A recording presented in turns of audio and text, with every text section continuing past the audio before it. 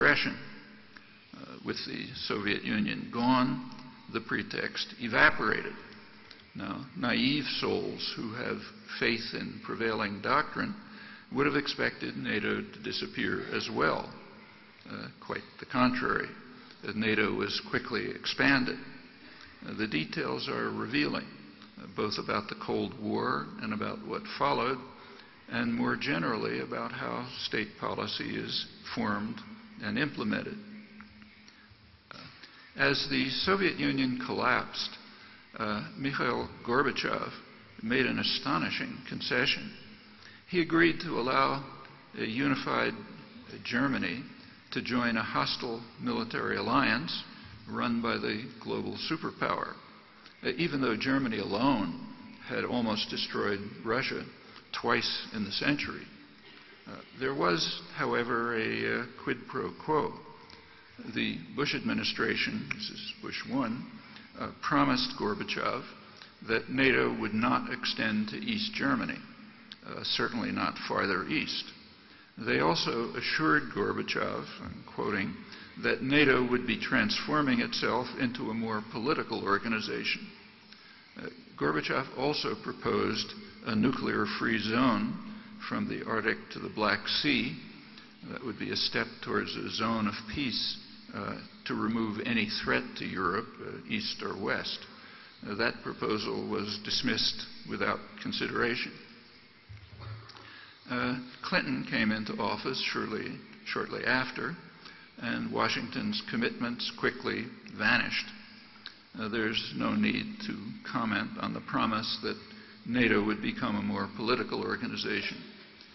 Clinton expanded NATO to the east, and Bush #2 went beyond. And Obama apparently intends to carry the expansion forward.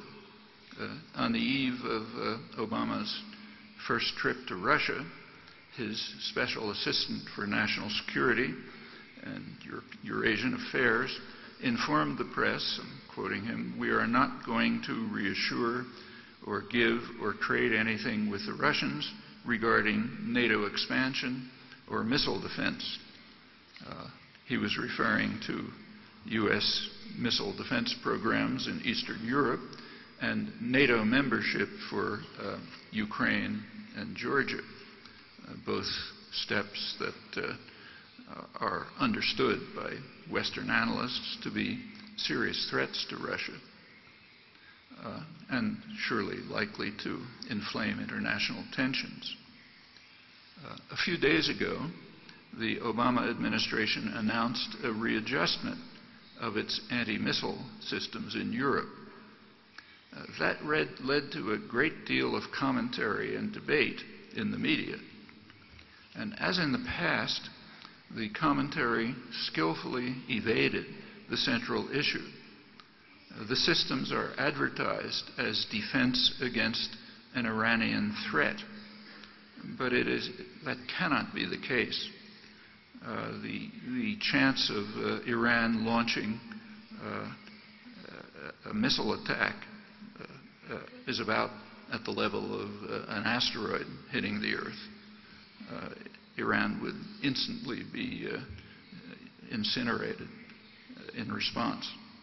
The purpose of the U.S. interception systems is to prevent any retaliation to a U.S. or Israeli attack on Iran. Anti-missile systems are in fact a first strike weapon, and that is understood on all sides. But that's one of those facts that's best left in the shadows, so it's ignored. Well, returning to NATO, its declared jurisdiction by now is even more expansive than the Russian borders. Obama's national security advisor, Marine Commandant James Jones, he urges that NATO should move to the south as well as to the east so as to reinforce U.S. control over Middle East energy.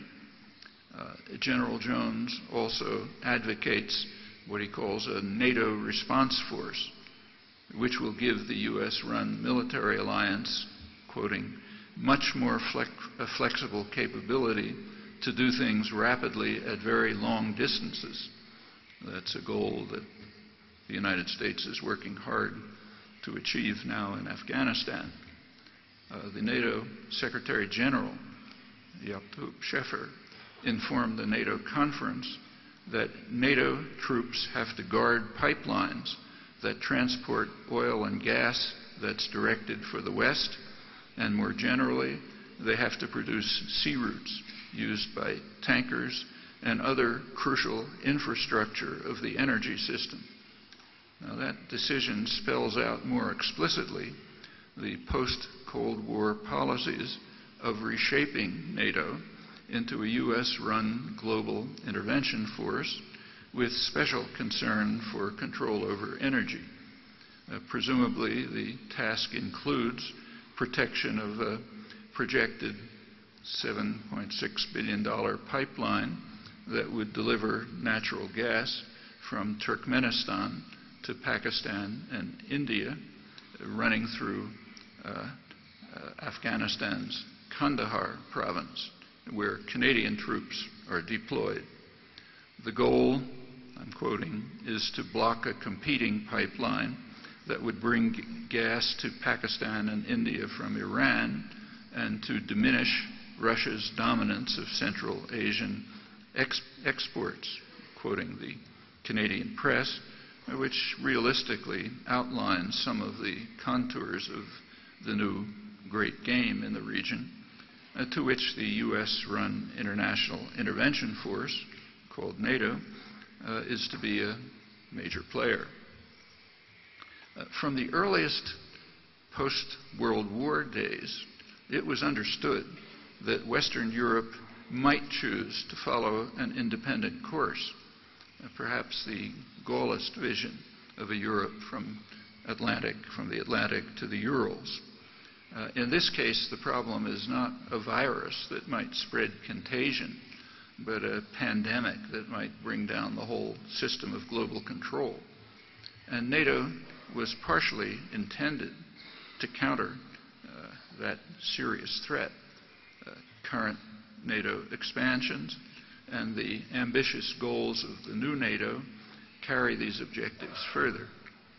Well, so matters have proceeded through the unipolar moment, adhering very well to the standard principles of international affairs. More specifically, the policies conform closely to doctrines of world order that were formulated by high-level U.S. planners during World War II. From 1939, they recognized that whatever the outcome of the war, the United States would become a global power, displacing Britain. And accordingly, they developed plans for the U.S. to exercise control over a substantial portion of the globe. This grand area, as they called it, would include the Western Hemisphere, of course, the former British Empire, the Far East, and Western Asia's energy supplies. And within this grand area, quoting the documents, the United States would hold unquestioned power with military and economic supremacy and would act to ensure the limitation of any exercise of sovereignty by states that might interfere with its global designs. It was all public for 60 years.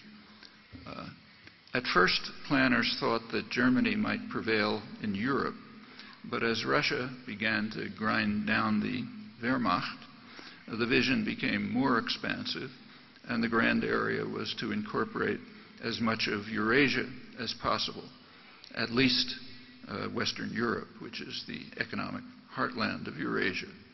And detailed and rational plans were developed for global organization, with each region assigned what was called its function.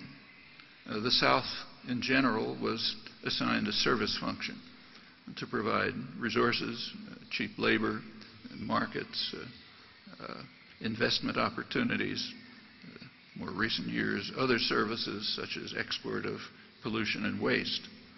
At the time, the United States was not much interested in Africa, so it was to be handed over to Europe to exploit. That's the word that was used. It was handed over to Europe to exploit for its reconstruction from wartime destruction. One might imagine different relations between Europe and Africa in the light of history, but these were never considered. In contrast, Middle East oil was recognized to be, quote again, a stupendous source of strategic power and one of the greatest material